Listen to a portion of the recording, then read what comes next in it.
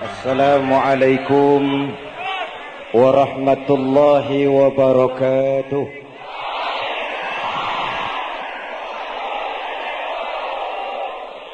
Alhamdulillahi rabbil alamin. Wassalatu wassalamu ala asyrafil anbiya'i wal mursalin Sayyidina wa maulana Muhammadin wa ala alihi wa sahbihi ajma'in, amma ba'du. Saudara-saudara kaum muslimin, baik yang di dalam masjid maupun yang di luar masjid, 12 hari lamanya sudah kita menempuh satu perjuangan yang berat, lebih berat daripada perjuangan mengangkat senjata menghancurkan musuh yang nyata, lebih berat daripada perjuangan dengan hanya mengorbankan sebagian kecil dari harta yang kita miliki. Itulah perjuangan mengendalikan diri, menundukkan nafsu, melawan musuh yang tidak nampak oleh pandangan mata zahir, tapi yang justru berada di dalam diri kita masing-masing. Musuh utama kita adalah iblis. Ketika terusir dari surga karena tidak mau sujud kepada Nabi Adam, iblis bikin proklamasi, Tuhan, karena Adam saya terusir dari surga, maka sejak hari ini Adam dan anak cucunya adalah musuh bebuyutan saya. Fabima aghwaytani la aq'udannahum an siratikal mustaqim. Lantaran engkau usir saya dari surga ini, maka saya berjanji, kata iblis, akan menggelincirkan anak cucu Nabi Adam dari jalanmu yang lurus. Apa jalan yang lurus itu? Islam. Bagaimana cara iblis menggelincirkan kita? Thumma la'atiyannahum min baini aydihim wa min khalfihim wa an aymanihim wa an syama'ilihim. Al-A'raf ayat 16 dan 17. Saya, kata iblis, akan datang menggoda anak cucu Adam dari depan. Kalau dari depan tidak kena, dari belakang. Kalau dari belakang mantap, dari sebelah kanan. Kalau dari kanan tidak kena, dari kiri. Lewat segala macam jalan, iblis mencoba menggelincirkan kita dari jalan yang lurus ini. Para ulama sebagian menafsirkan yang dimaksud iblis menggoda dari arah depan adalah dunia. Apa? Isinya dunia 3, harta, tahta, wanita, termasuk Toyota.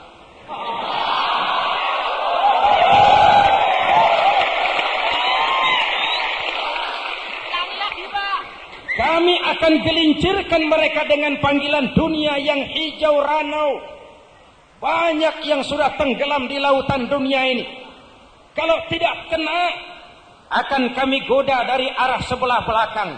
Apa belakang itu?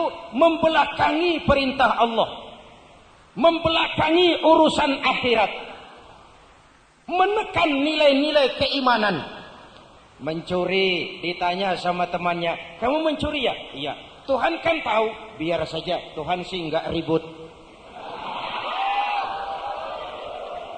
Nurani saja ditekan. Orang itu kalau sudah mau membohongi hatinya sendiri, apalagi orang lain. Dari depan kami goda, dari belakang kami goda. Kalau itu tidak kena, wa an aimanihim, dari arah sebelah kanan. Apa godaan sebelah kanan? Hambatan melaksanakan segala macam kebajikan. Berat rasanya untuk infak, berat rasanya mau jihad, berat rasanya mau sujud, berat rasanya mau amar ma'ruf nahi munkar. Itu godaan iblis. Kalau tidak kena, kami goda mereka dari arah sebelah kiri. Kami dorong untuk melaksanakan segala macam kemunkaran. Kalau sudah urusan judi, lancar. Urusan mabuk, lancar. Urusan yang dimurkai Allah, lancar. Itu semua termasuk dalam perangkap-perangkap iblis. Oleh karena itu, dalam menghadapi jalan yang masih panjang, masih 3 minggu lagi lebih kurang, saya ingin menyampaikan malam ini teman-teman setan, yang artinya musuh-musuh kita dalam hidup ini, yang harus kita hadapi dalam perjuangan dan kiat bagaimana cara menghadapinya. Siapa teman-teman setan? Ini loh yang kita perangi dengan ibadah puasa ini. Teman setan itu musuh kita, musuh setan itu teman kita. Awas jangan keliru. Teman setan adalah musuh kita, musuh setan adalah teman kita. Mau ia musuh setan itu harus dimusuhi. Siapa musuh setan? Pertama, hadis dari Wahab bin Munabbah. Datang iblis kepada Nabi atas perintah Allah dalam bentuk orang tua pakai tongkat. Nabi tanya, siapa kau? Iblis. Kenapa kau datang ke saya? Diperintah Tuhan untuk menjawab pertanyaanmu. Apa yang mau kau tanya?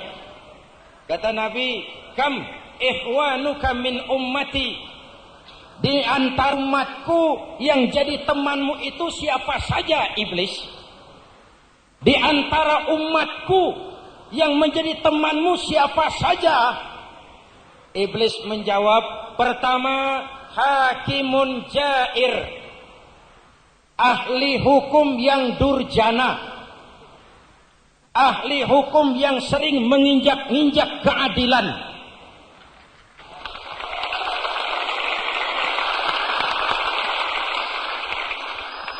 Reformasi bergulir adalah perjuangan untuk menegakkan kebenaran dan keadilan, bukan untuk balas dendam. Betul? Terasa selama ini hukum sering meninggalkan kita orang miskin dan berpihak kepada yang kaya.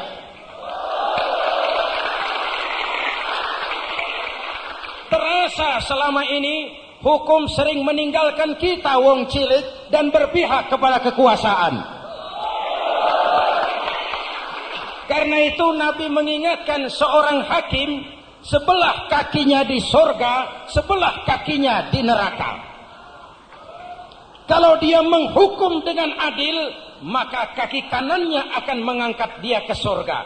Kalau dia menghukum dengan tidak adil, kaki kirinya akan menyeret dia ke neraka. Hadirin yang saya hormati, kekurangan sandang pangan bukan satu-satunya yang menyebabkan rakyat menderita. Tidak teraturnya perumahan bukan satu-satunya yang menyebabkan rakyat merasa susah. Tapi lukanya rasa keadilan sering menimbulkan yang namanya street justice, hukum jalanan. Karena mumetnya rakyat melihat nilai-nilai keadilan yang tidak bisa ditegakkan.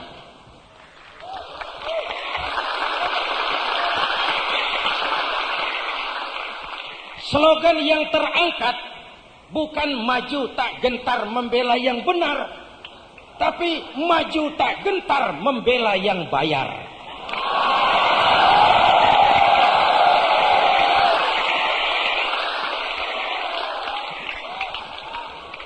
Kalau inilah landasan dalam menegakkan hukum, maju tak gentar membela yang bayar, tunggulah kiamatnya. Hadirin yang saya hormati, oleh karena itu setiap kita itu untuk melaksanakan nilai-nilai keadilan, adil kepada Allah, adil kepada sesama manusia, adil kepada diri sendiri. Manusia ini kan makhluk alternatif. manusia bisa tetap jadi manusia, manusia bisa lebih tinggi dari malaikat, manusia bisa lebih rendah daripada binatang.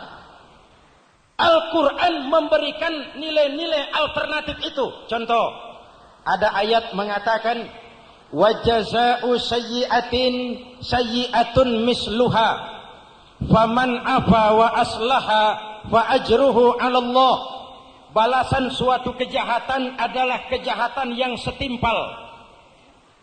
Faman afa, tapi barang siapa yang memberi maaf, wa aslaha, dan mencari jalan damai, itulah yang terbaik dan itu yang akan mendapat pahala.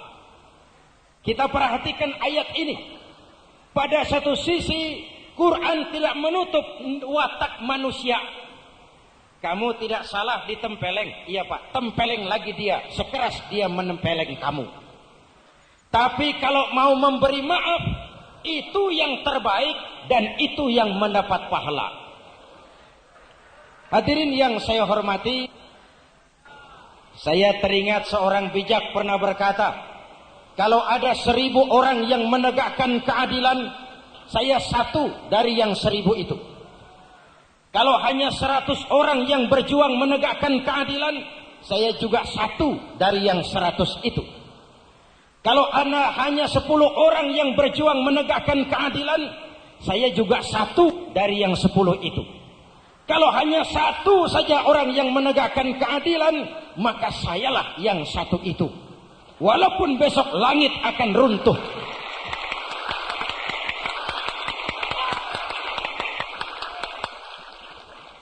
Karena itu, jangan bergeser dari tujuan awal. Menegakkan kebenaran, menegakkan keadilan, dan bukan melampiaskan dendam. Kalau kita sebagai bangsa mewarisi dendam, kita tidak akan pernah bisa menyelesaikan persoalan-persoalan mendasar dari bangsa ini. Dicontohkan oleh baginda Rasulullah Sallallahu Alaihi Wasallam. Beliau dicaci maki di Mekah, dikucilkan di Mekah itu, dilontari kotoran unta, dilontari dengan batu, berlumur darah dari kakinya yang mulia, sampai kemudian hijrah ke Madinah. Di Madinah beliau menjadi besar, pengikutnya bertambah, dan satu saat dengan seluruh bala tentaranya beliau kembali ke Mekah. Orang-orang kafir Quraisy tutup pintu ketakutan. Mereka gemetar.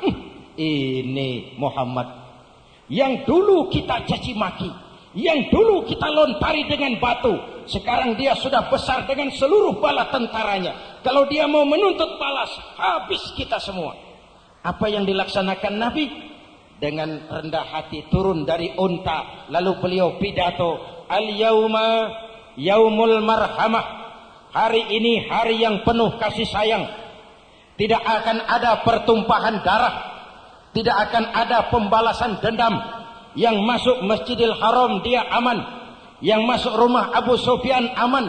Dihormatinya ketokohan Abu Sufyan walaupun masih kafir, ras mewarisi sifat dendam. Kita sudah terikat oleh keinginan untuk bersatu nusa, satu bangsa, satu. Maka saya ulang lagi pesan saya di Jogja, kalau elit kita tawuran, rakyat nggak usah ikut-ikutan. Jadilah penonton yang baik. Perlu keplok, keplok.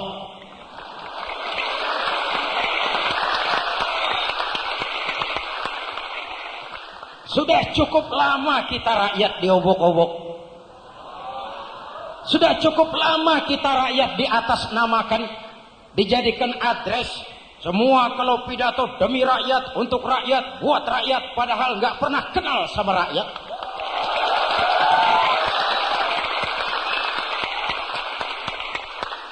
Kalau yang elit masih suka tawuran, ayo kita rakyat jadilah penonton yang baik, nggak usah ikut ngasah golok. Kenapa? Yang namanya elit hari ini bertengkar, nanti malam makan bersama. Yang di bawah sudah kadung ngasah golok.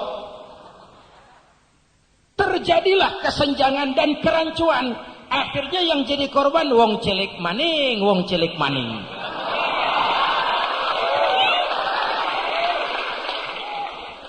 Jangan mewarisi sifat dendam, karena kalau dendam tidak akan menyelesaikan masalah. Naik ini babat itu, naik itu babat ini, naik ini babat itu. Kapan mau selesai urusan kita sebagai bangsa? Hakimun jair, ahli hukum yang durjana, yang menyebabkan timbulnya ketidakadilan, itu teman setan. Jelas? Teman setan adalah musuh kita. Satu. Yang kedua, tajirun khain, pedagang yang berkhianat, pengusaha yang berkhianat. Dikasih kredit besar LBI puluhan triliun, malah diinvestasikan ke luar negeri.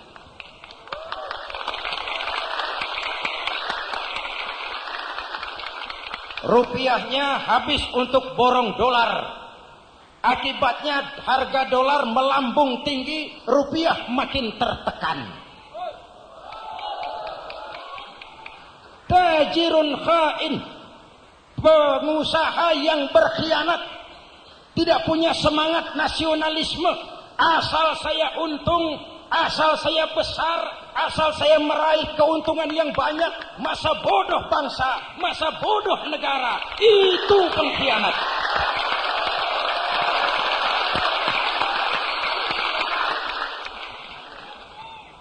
Di sini dibesarkan, di sini dijadikan besar, setelah besar lupa kacang dengan kulitnya. Tidak punya semangat nasionalisme, tidak punya kecintaan kepada bangsa dan negara. Hadirin yang saya hormati, termasuk yang suka menimbun barang, menimbulkan kegoncangan harga, lalu dari kegoncangan harga timbul kegoncangan ekonomi, akibat kegoncangan ekonomi timbul kegoncangan sosial, dan itu yang sama sekali tidak kita harapkan. Oleh karena itu kita berharap dalam situasi yang sedang terpuruk dan sakit ini, para pelaku ekonomi kita jangan punya mental khianat.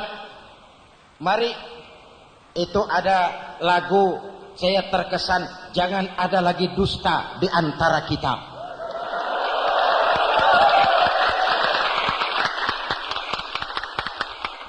Para pelaku ekonomi kita hendaknya melihat bahwa ekonomi dan daya beli rakyat kita ini masih terpuruk. Sehingga dengan demikian mempunyai sense of crisis. Jangan mau untung sendiri, jangan mau menang sendiri, jangan mau besar sendiri.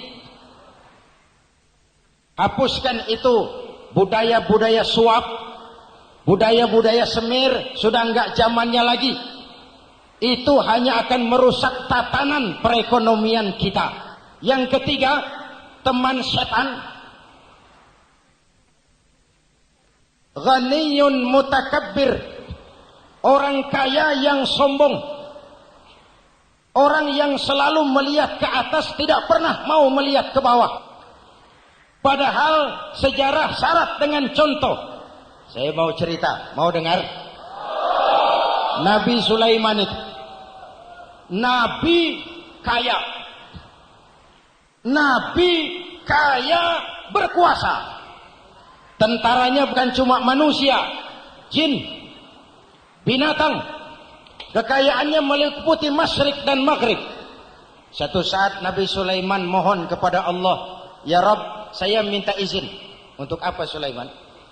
Saya mau menjamin rezeki semua makhluk 1 hari saja. Saking merasa kaya. Betul? Betul, silakan. Diadakanlah makanan di atas lapangan yang sangat luas. Sudah siap Sulaiman? Sudah ya Rabb. Mulai dari makhlukku yang paling bawah di dasar lautan, ikan nun. Dipanggil ikan nun, naik ke daratan.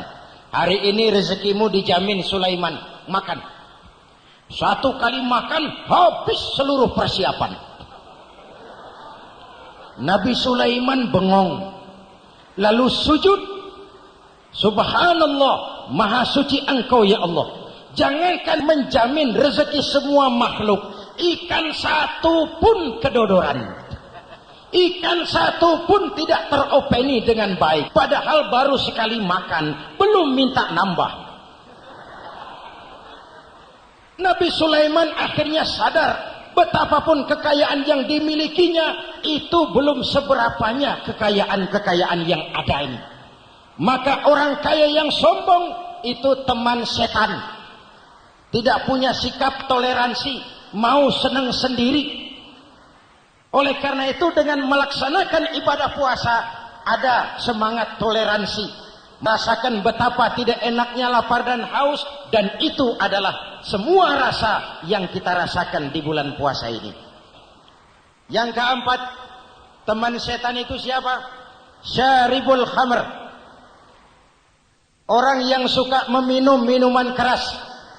Pemabuk yang hidupnya habis dilanda narkoba. Rasulullah mengingatkan dengan keras, al-khamr ummul khaba'is. Minuman keras adalah bapak moyangnya kejahatan. Bapak moyang. Makanya saya bersyukur di sini nggak ada anak-anak muda yang mabuk. Nggak ada. Alhamdulillah. Kenapa? Bapak moyangnya kejahatan. Ada cerita seorang anak soleh pemuda rajin ibadah, datang iblis dalam bentuk perempuan cantik, mengajak anak muda ini pergi ke satu rumah, masuk ke dalam kamar, dikunci. Anak muda bilang, saya mau keluar. Tidak bisa kecuali kau melaksanakan salah satu 3 hal yang ada di sini. Apa? Itu ada pedang, ada anak kecil. Ambil pedang, bunuh anak kecil. Kalau saya tidak mau, ada minuman arak, kau minum. Kalau saya menolak, zina dengan saya. Pilih satu di antara 3. Berpikir anak muda kita, mana yang resikonya lebih ringan? Mengambil pedang, membunuh anak kecil, menghilangkan nyawa? Enggak. Zina? Enggak. Ini saja, arak ini lebih ringan. Ini tidak menyangkut orang lain. Kalau saya mabuk, urusan saya sendiri. Maka diambillah minuman keras arak ini, lalu diminum. Setelah minum, mabuk. Ketika mabuk, pedang diambil, anak kecil dibunuh, dan perempuan dia zinahi.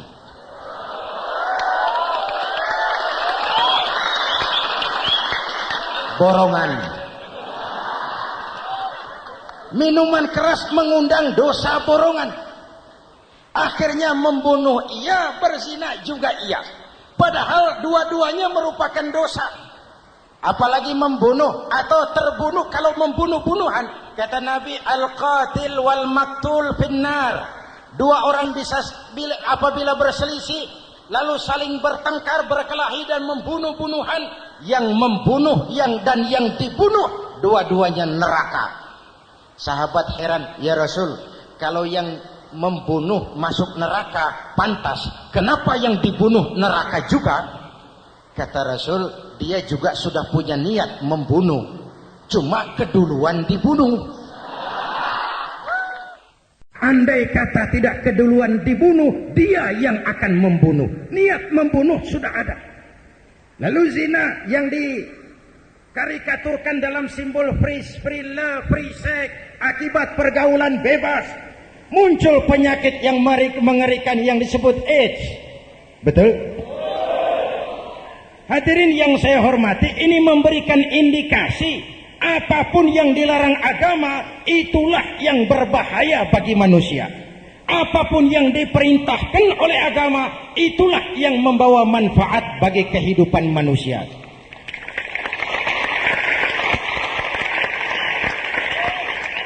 Karena itu bulan Ramadan ini kita latihan.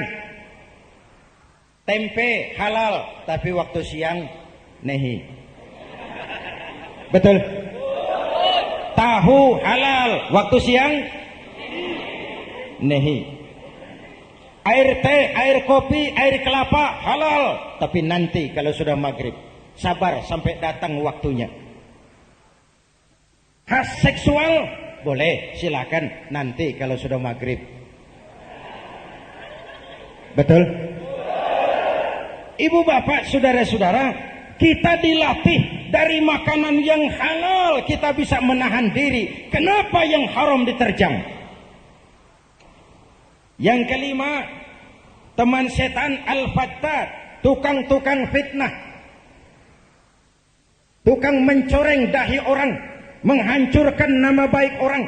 Barang yang tidak ada diada-adakan, barang yang sudah ada dibesar-besarkan.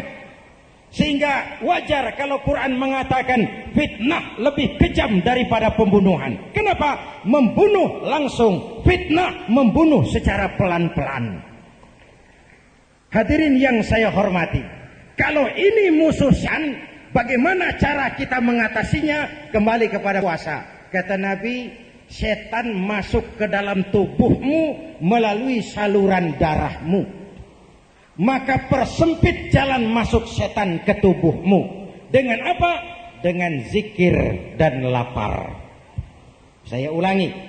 Setan masuk ke tubuhmu melalui saluran darahmu. Persempit jalan masuk setan ke tubuhmu dengan zikir dan lapar. Ini Ramadan. Sudahlah, cooling down. Biarkan politisi bicara politik. Biarkan ekonom menata ekonomi. Biarkan TNI Polri menata keamanan dan ketertiban masyarakat. Kita rakyat, ayo manfaatkan Ramadan ini untuk zikir. Banyak mengingat Allah. Semua event kehidupan mengingatkan kita kepada Allah. Coba lihat. Memulai pekerjaan, bismillah. Siapa yang diingat? Melihat sesuatu yang hebat, masya. Melihat sesuatu yang luar biasa, subhan. Perut kenyang, alhamdulillah.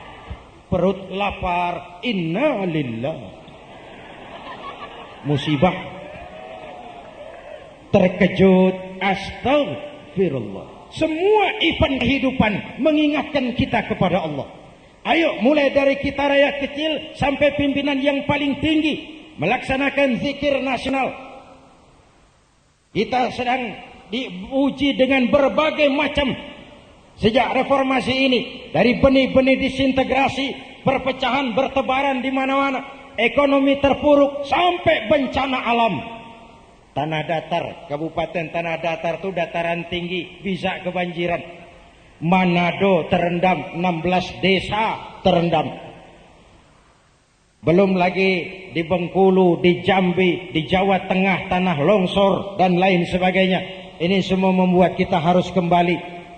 Di dalam surah Al-Anfal ayat 2 dan 3 Allah menjelaskan karakteristik orang-orang mukmin itu. Apa katanya? Innamal mu'minun. Orang-orang mukmin itu punya 5 sifat utama. Berapa? Pertama, idza dzukirallahu wajilat qulubuhum. Apabila disebut nama Allah, bergetar hatinya. Nama Allah sanggup menggugah jiwanya. Nama Allah sanggup mengubah perasaannya. Apabila disebut nama Allah, bergetar hatinya. Wa idza tuliyat alaihim ayatuhu zadathum imana. Apabila dibacakan kepada mereka ayat-ayat Allah, bertambah imannya. Itu yang kedua. Lalu yang ketiga, ala rabbihim yatawakkalun. Dan mereka hanya berserah diri, bertawakal kepada Allah subhanahu. Diuji kita sabar. Tetapi kita juga harus terus berusaha. Contoh, di satu hari Jumat sebelum naik mimbar, Rasulullah melihat seorang sahabat datang masuk ke masjid, turun dari punggung unta, langsung masuk ke masjid. Ditanya oleh Rasulullah, "Bung, untamu sudah kau ikat?" "Belum ya Rasul." "Kenapa tidak kau ikat?" "Saya tawakal kepada Allah." Rasulullah tersenyum lalu berkata, "Bung, keluar dulu, ikat ontamu baik-baik, masuk lagi ke sini, baru tawakal." Ikat ontamu baik-baik, masuk lagi ke sini, baru tawakal. Kalau sudah diikat dengan baik, onta masih hilang juga, tawakalnya tidak salah. Begitulah kita sebagai bangsa, menjaga persatuan dan kesatuan, menggali sumber daya alam kita, memanfaatnya bagi sebesar-besar kepentingan rakyat. Selebihnya, mari kita berserah diri kepada Allah dengan banyak zikir, munajat, mohon pertolongannya. Hadirin yang saya hormati, zikir dengan penuh keikhlasan, bukan karena ada pemesan agen. Itu sama saja. Nanti dengan hilangnya semangat keikhlasan, akhirnya maju tak gentar, bela yang bayar. Zikir yang kenceng, bela yang pesen. Yang pesan ini nurani, yang pesan ini Allah, yang pesan ini Quran. Orang mukmin itu kalau disebut nama Allah bergetar hatinya. Kalau dibacakan ayat-ayat Allah bertambah keimanannya, dan hanya kepada Allah mereka bertawakal. Itu karakteristik yang ketiga. Yang keempat, mereka mendirikan salat. Wa yuqimuna shalah wa mimma razaqnahum yunfikun, dan menginfakkan, membelanjakan karunia yang diberikan Allah kepada mereka. Hadirin yang saya hormati, dua cara untuk mempersempit jalan masuk setan dalam hidup kita. Pertama, zikir. Yang kedua, lapar, puasa. Inilah yang mengikat setan. Sehingga mudah-mudahan jika kita sebagai bangsa mencanangkan zikir nasional, setan-setan Indonesia ini akan minggir.